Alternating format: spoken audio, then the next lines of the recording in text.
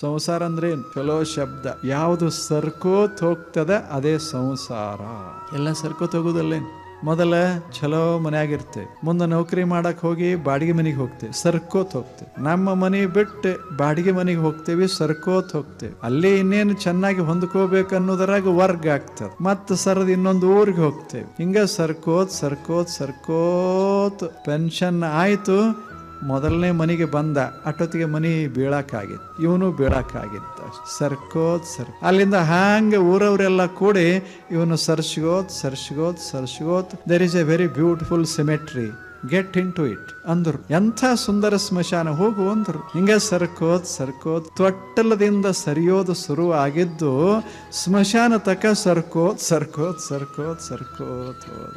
From the cradle to the grave, the journey from the cradle to the grave is what we call the life.